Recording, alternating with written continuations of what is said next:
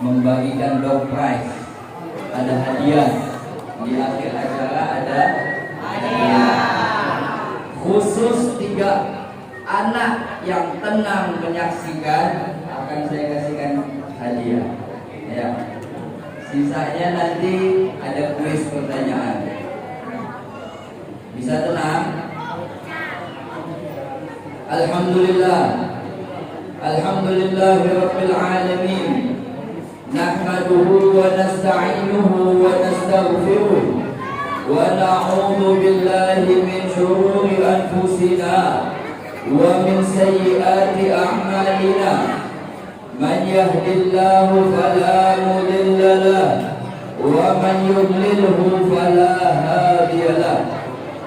Allahumma salli wa sallim wa barik wa karim ala sayyidina Muhammadin miftahi bab rahmatillah adada ma fi ilmillah salatan wa salaman daimaini bidawami mulkillah wa ala alihi wa sahbihi haqqa qadrihi wa miqdarihi al-azim.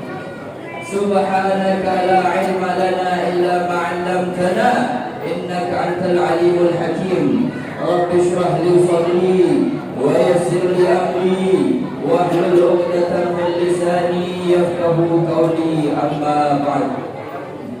Yang saya hormati Ketua Takmir Masjid Al-Ridha, yang saya hormati Kepala Dusun, tokoh masyarakat, para sesepuh, yang saya hormati Bapak dan Ibu jamaah Masjid Al-Ridha, dan yang saya cintai dan saya banggakan adik-adikku sekalian jamaah Masjid Al-Ridha yang insyaallah kita semua dirahmati oleh Allah Subhanahu wa taala.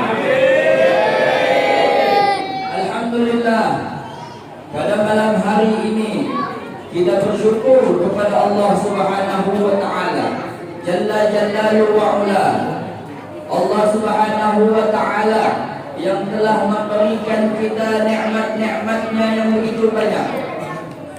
Allah Subhanahu wa taala yang pada malam hari ini memberikan kita kesempatan untuk hadir kumpul di tempat yang begitu mulia ini, merayakan suatu perayaan yang sangat mulia juga. Ini sebuah kenikmatan yang terbesar yang kita terima pada saat ini. Kenapa demikian? Karena sesungguhnya sosok manusia yang kita rayakan maulidnya pada malam hari ini adalah nikmat besar yang Allah berikan kepada kita sebagai umatnya.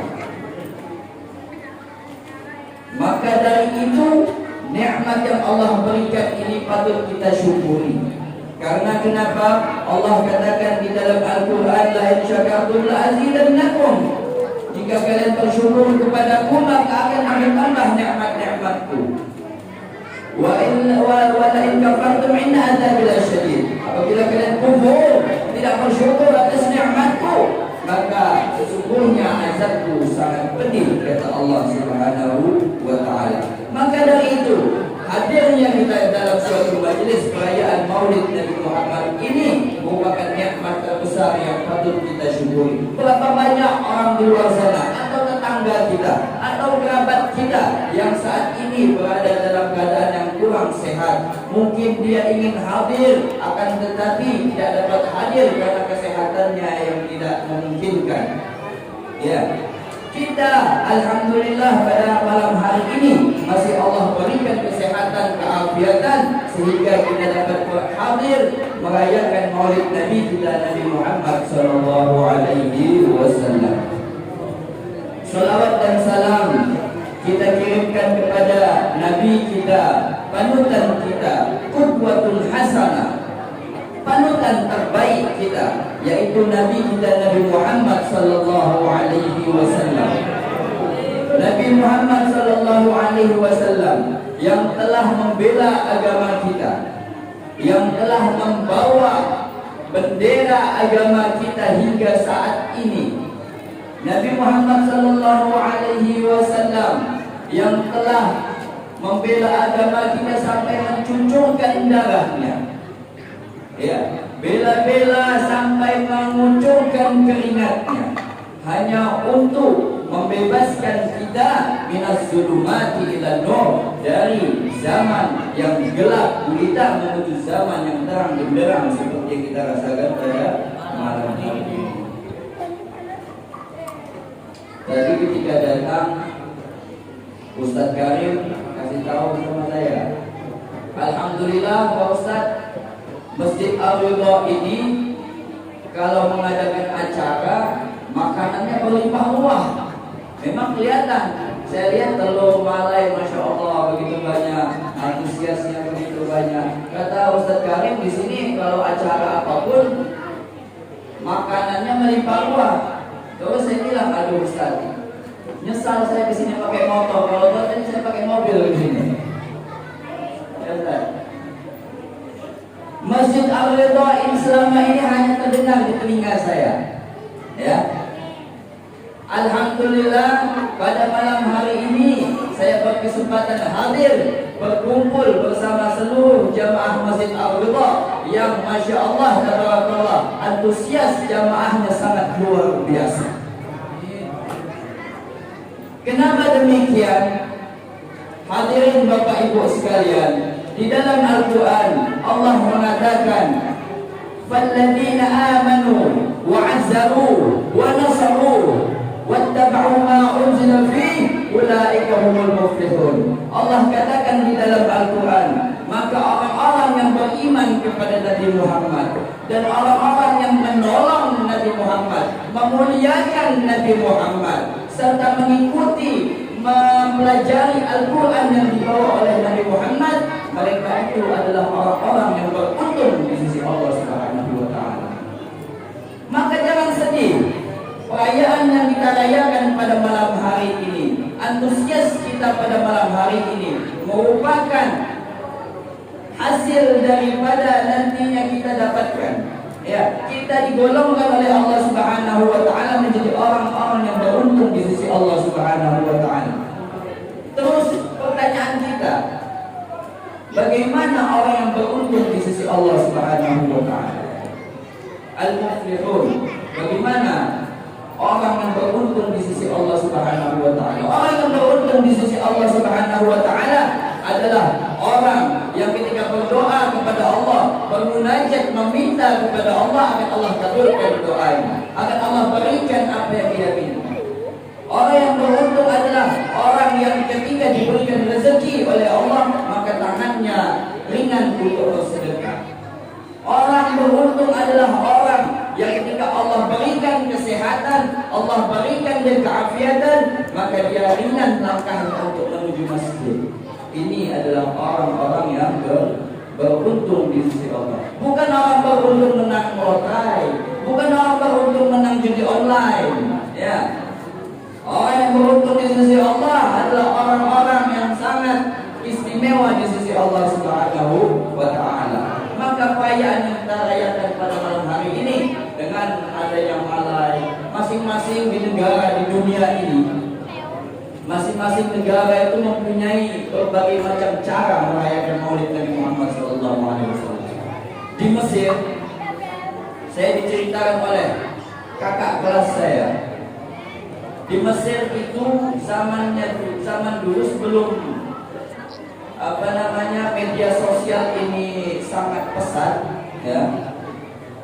Orang mahasiswa itu tidak tahu waktu Maulid itu ternyata sudah datang atau belum, mereka tidak tahu. Kalau sekarang ini kan sekarang ada Instagram, macam-macam orang share Maulid sebentar lagi, Maulid beberapa hari lagi, Ramadan juga beberapa hari lagi. Sudah banyak di share melalui media sosial. Zaman dulu tidak ada yang seperti itu. Sampai mahasiswa itu tidak tahu kapan ini Maulid. Ya. Sebagian mahasiswa tidak tahu kapan Maulid, kapan Ramadan, ya kan? Akhirnya pada suatu hari tiba-tiba di Mesir itu ramai orang-orang berbagi halawiyat namanya. Kalau kita sini permen, manisan, kue, dibagi-bagikan di setiap jalan, banyak orang bagi-bagi. Allah wa sallallahu ala nabi, Allah wa sallallahu ala nabi, sallallahu ala nabi halawah. Begitu cara mereka orang Mesir membagi-bagikan. Jadi ditanya, Loh, ini apa ini? Ditanya ini apa? Maksudnya apa? Kita sekarang ini lagi merayakan Maulid. Sekarang ini bulannya Maulid Rabiul Awwal. Ya. Ini ambil kue ini, makan, ambil berkah. Ini di Mesir cara mereka merayakan Maulid Nabi Muhammad SAW. Kita di Indonesia kita ketahui bersama kalau kita merayakan Maulid itu ada namanya malai itu. Ya. Maka orang-orang yang membantu Nabi merayakan Maulidnya Nabi, memuliakan Nabi dengan cara merayakan Maulid ini adalah orang-orang yang beruntung di sisi Allah Subhanahu wa taala. Semoga apa yang kita lakukan, apa namanya kontribusi segala macam daripada jamaah Masjid Abdullah dicatat pahala oleh Allah Subhanahu wa taala. Amin ya rabbal alamin. Hadirin jamaah sekalian yang dirahmati Allah Subhanahu wa taala. Di dalam Al-Qur'an dibacakan oleh adinda kita tadi dengan suara yang begitu merdu. Allah katakan, laqad kana lakum fi rasulillahi uswatun hasanah liman kana yarjullaha wal yawmal akhir wa dzakarallaha katsira. Allah katakan di dalam Al-Qur'an, sungguh ada pada diri Rasulullah itu suri tauladan yang baik bagi kalian, yaitu bagi siapa? Bagi orang-orang yang mengharapkan rahmatnya Allah Subhanahu wa taala. Rasulullah sallallahu alaihi wasallam Allah katakan adalah suri tauladan bagi kita, yaitu panutan kita, contoh untuk kita. Dilahirkannya Rasulullah sallallahu alaihi wasallam ke muka bumi ini untuk menjadi contoh buat kita. Allah Subhanahu wa taala memilih Nabi Muhammad manusia sebagai contoh untuk kita. Kalau manusia mencontohi manusia itu wajar, cocok. Ya.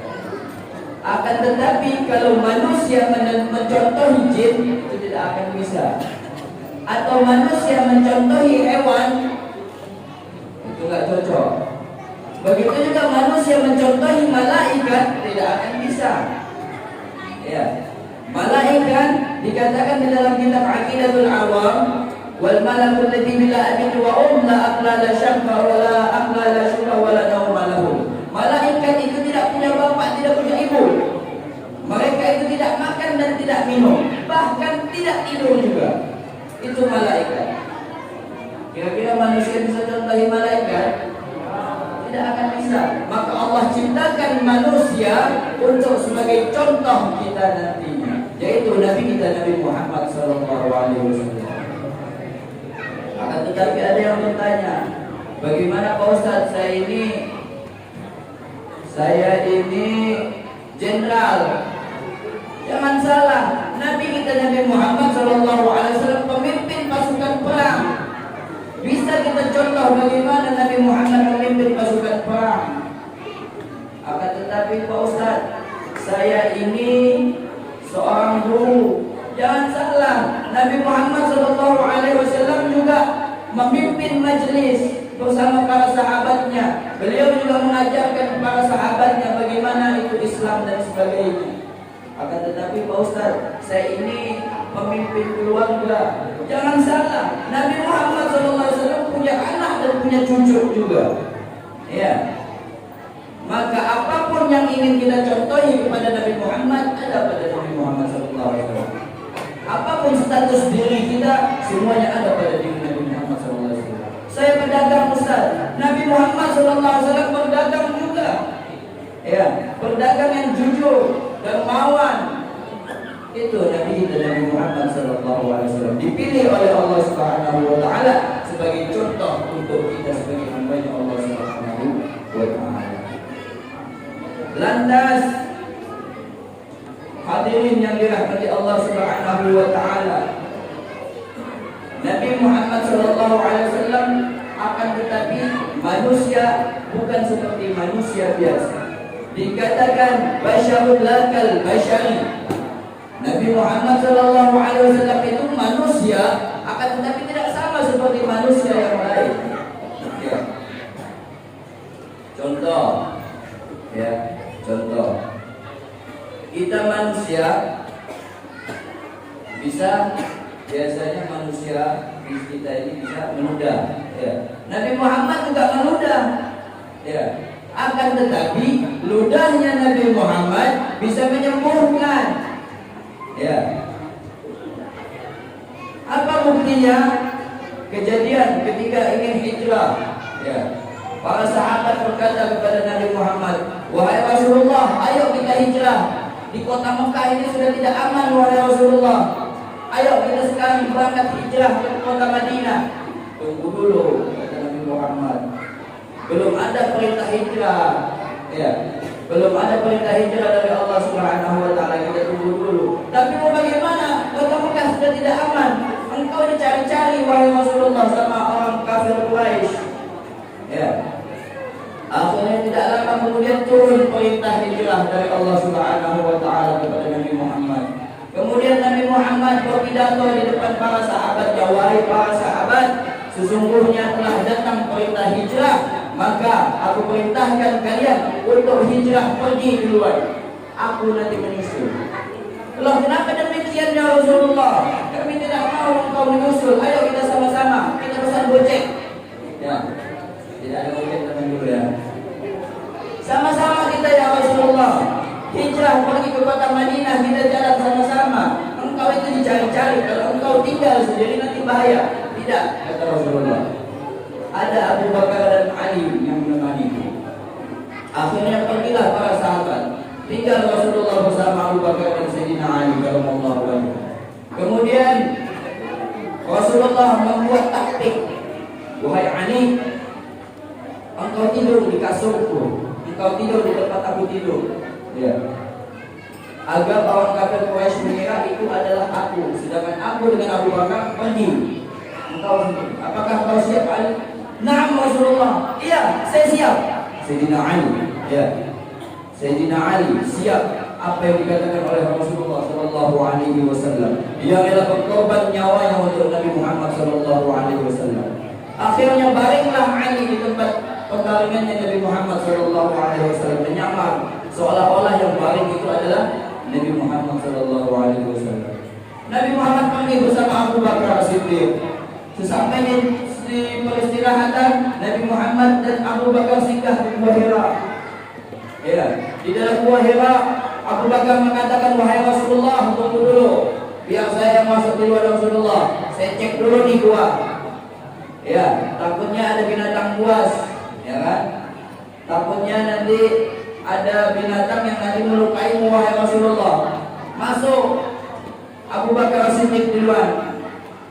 Ketika masuk, ternyata di dalam Abu Bakar Siddiq tersengat oleh kalajengking. Kemudian dilihat oleh Rasulullah sallallahu alaihi wasallam, "Wahai Abu Bakar, engkau kenapa? Apakah engkau takut nih kita ini lagi dikejar sama kafir Quraisy? Takut kita kedapatan atau bagaimana? Kenapa kamu pucat?" "Tidak wahai Rasulullah, tidak apa-apa, tidak ada masalah apapun Rasulullah." "Terus kenapa wajahmu pucat?" Ditunjukkan oleh Abu Bakar, "Ini saya tersengat oleh binatang wahai Rasulullah." Kemudian apa? Seketika itu Rasulullah sallallahu alaihi wasallam memberikan ludah air liurnya di tangan Sayyidina Abu Bakar Siddiq. Seketika itu tangan Sayyidina Abu Bakar Siddiq yang tadinya bengkak disengat oleh kalajengking, seketika itu juga sembuh oleh ludah daripada Nabi kita Nabi Muhammad sallallahu alaihi wasallam. Maka ludahnya Nabi, air liurnya Nabi bisa menyembuhkan. Lah air liur kita, ya. Kemudian Nabi Muhammad SAW manusia, tapi bukan sembarang manusia. Nabi Muhammad punya keringat sama seperti kita. Akan tetapi keringatnya Nabi Muhammad harum, ya, wangi, kasturi, semerbak. Lah keringat kita, ya kan? Ya Pak. Makanya Sayyidah Aisyah sangat menanti-nanti kedatangannya Nabi Muhammad SAW. Ketika Nabi Muhammad pulang daripada peperangan, dipeluk oleh Sayyidah Aisyah. Ya, Sayyidah Aisyah senang memeluk Nabi Muhammad sallallahu alaihi wasallam. Ya. Maka dari itu Nabi Muhammad sallallahu alaihi wasallam manusia seperti kita, akan tetapi bukan sembarang manusia. Nabi Muhammad diciptakan mempunyai kelebihan-kelebihan yang khusus yang diberikan oleh Allah Subhanahu wa taala. Hadirin yang dirahmati Allah Subhanahu wa taala. Nabi Muhammad sallallahu alaihi wasallam dilahirkan pada tanggal berapa? 12 Rabiul Awal. Tahun apa? Tahun gajah. Di mana Nabi Muhammad sallallahu alaihi wasallam dilahirkan? Di kota Mekah apa kota Tanjung? Di kota Mekah. Ya. Nabi Muhammad sallallahu alaihi wasallam 12 Rabiul Awal dilahirkan di kota Mekah, ya, oleh ibundanya yang bernama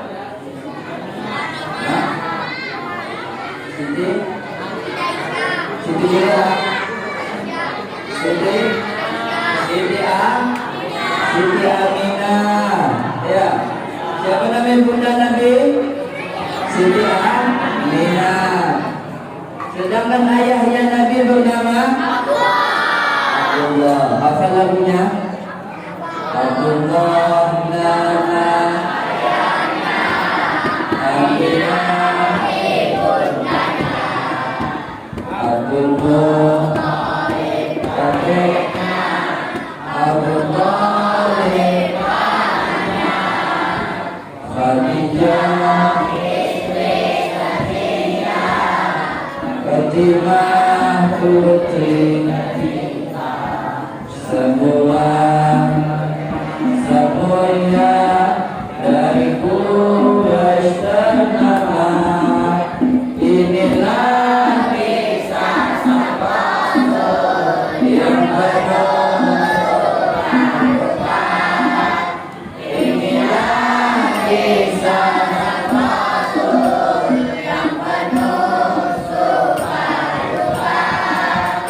yang penuh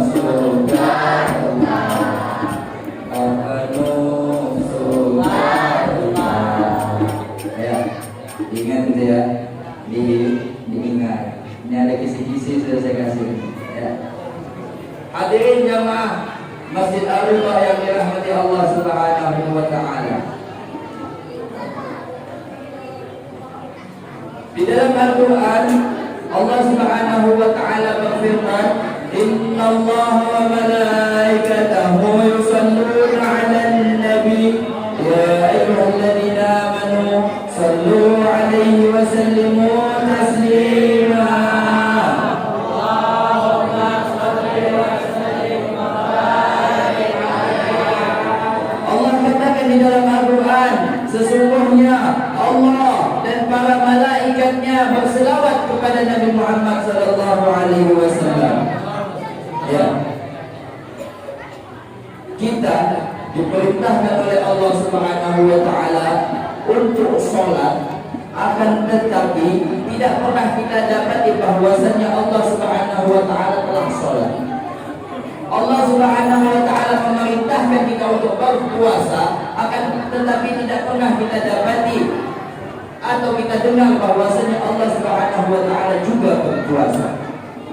Akan tetapi ketika Allah memerintah kita untuk berselawat, sebelum Allah memerintahkan kita untuk berselawat, Allah dan para malaikatnya telah mendahului berselawat kepada Nabi Muhammad sallallahu alaihi wasallam.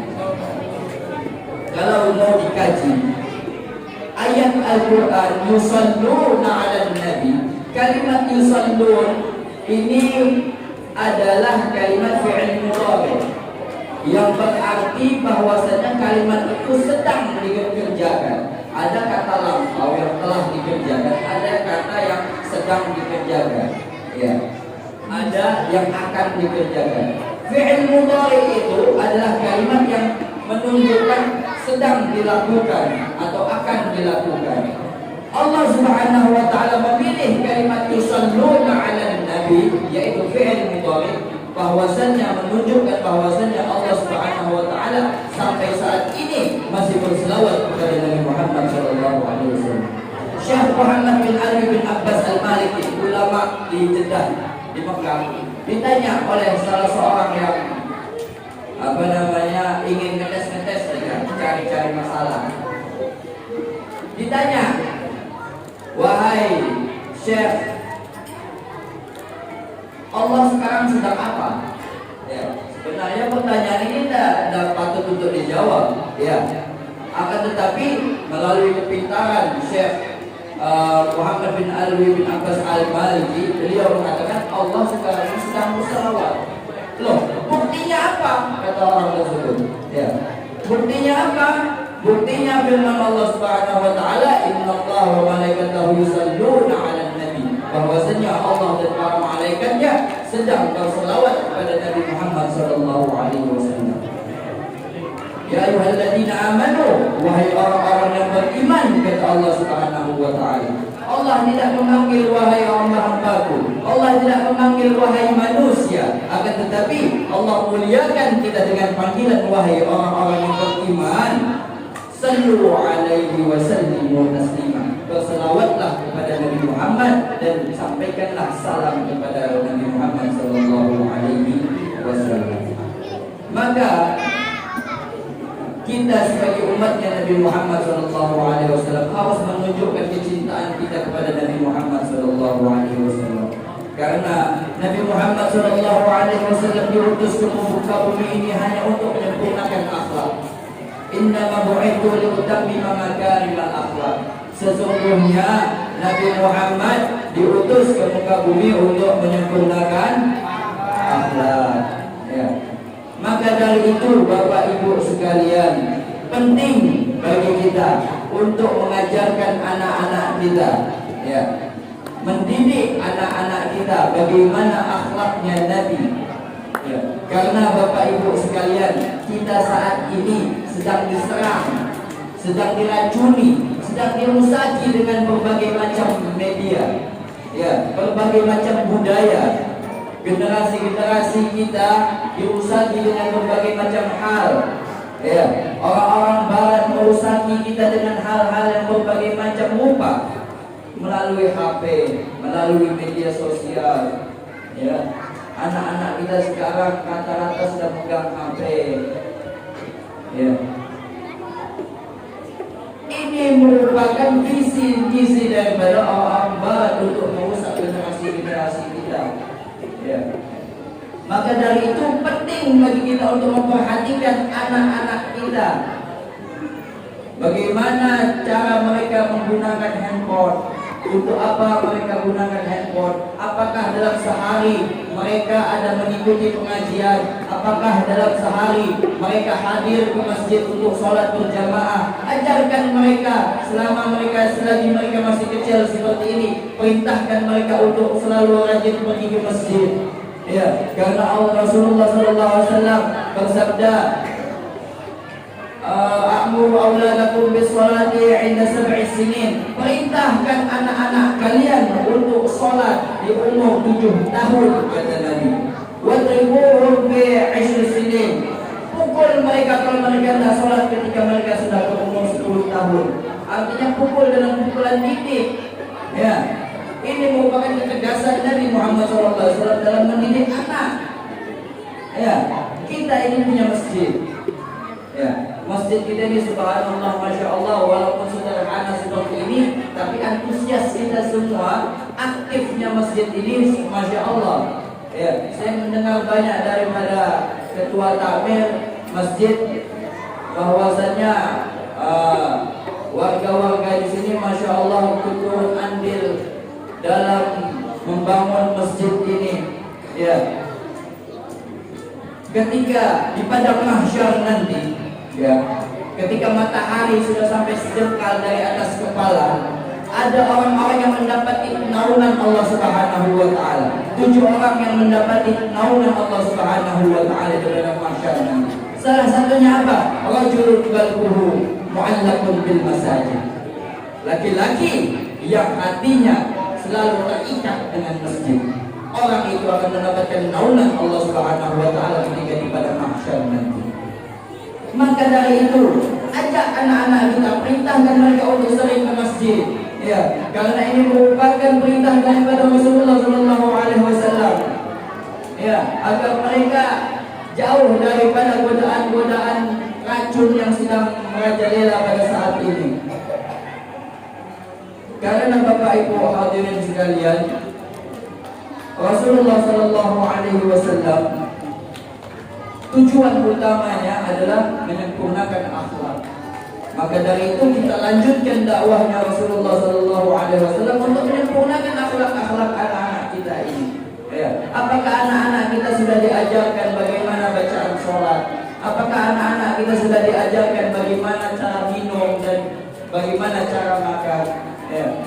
Apakah mereka tahu bahwasannya syaitan itu makan dengan tangan kiri dan minum dengan tangan kiri? Ya, sedangkan Nabi kita minum dan makan dengan tangan kanan. Ini semua penting untuk anak-anak generasi kita melanjutkan estafet kita nanti masjid ini. Ya, otak mereka boleh otak Jerman, akan tetapi hati mereka, iman mereka tetap iman akhirat. Ya, artinya apa? Mereka boleh ilmu pengetahuan umumnya belajar belajar di sekolah SMA, masuk di SMP negeri, SMA negeri boleh, akan tetapi tetap hatinya selalu ada untuk akhirat. Ya, maka dari itu Bapak Ibu sekalian, penting untuk kita memperhatikan anak-anak kita pada saat ini. Kita saat ini tidak menyadari bahwasannya HP ini adalah racun terbesar kita. Orang-orang Barat tidak lagi menyerang atau menjajah kita dengan meriam Belanda mereka. Ya, tidak lagi menyerang kita dengan senjata mereka. Akan tetapi kita saat ini diserang dengan berbagai macam media sosial dan lainnya. Hadirin yang dirahmati Allah Subhanahu wa taala. Perayaan Maulid semacam ini merupakan bentuk kecintaan kita kepada Nabi Muhammad sallallahu alaihi wasallam. Cinta kepada Nabi Muhammad, ada salah seorang dari negeri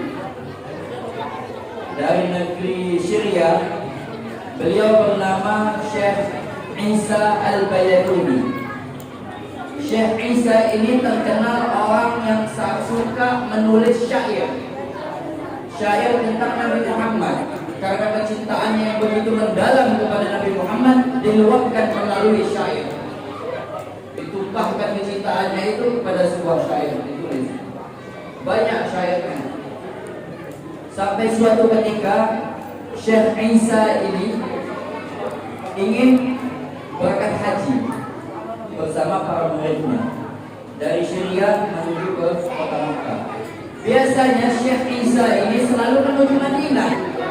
Ketika dari Syria langsung menuju Madinah karena begitu rindu dengan Rasulullah, ingin menziarahi makamnya Rasulullah. Akan tetapi pada tahun itu ketika melaksanakan haji, dia tiba-tiba ingin menuju ke Mekah. Ya. Pada tahun itu tiba-tiba hatinya ingin ke Mekah saja dulu. Akhirnya dari Syria pergi ke Mekah. Ketika sampai di Mekah melaksanakan ibadah sedikit, kemudian ada suatu majelis pengajian. Di majelis pengajian tersebut membahas ilmu. Mereka para ulama berkumpul memecahkan sebuah ilmu masalah. Ikutlah Syekh Isa dari Syria ini bergabung ke majelis tersebut. Kemudian dimintailah dia pendapat. Wahai Syekh Isa, bagaimana pendapatmu mengenai masalah kita yang kita bahas ini? Dipaparkan oleh Syekh Isa Al-Bayaduni secara terperinci. Para ulama yang hadir kaget. Wahai Syekh, dari mana kamu dapat pengetahuan ini, pemaparan ini dari mana? Kemudian Syekh itu menjawab, saya punya manuskripnya di rumah. Kalau begitu wahai Syekh, nanti tahun depan kalau kamu pergi haji lagi, tolong bawakan manuskrip itu. Tunjukkan ke kami mau pelajari juga. Kemudian kata Syekh Isa tersebut, sayang sekali, sepertinya saya ini terakhir kalinya haji, dan sepertinya juga saya ini tidak akan balik ke kampung saya. Para ulama yang hadir heran, wah kenapa ini Syekh? Tidak tahu katanya. Ya. Akhirnya setelah dari majelis tersebut, Syekh Isa Al-Bayanuni dan para muridnya melanjutkan perjalanan mereka menuju kota Madinah. Sesampai di kota Madinah, Syekh Isa Al-Bayanuni tertimpa sakit. Akhirnya dilarikan ke rumah sakit. Kemudian setelah beberapa hari, akhirnya Syekh Al-Bayanuni ini meninggal dunia. Ketika meninggal dunia, dimakamkan di Madinah. Kemudian selang beberapa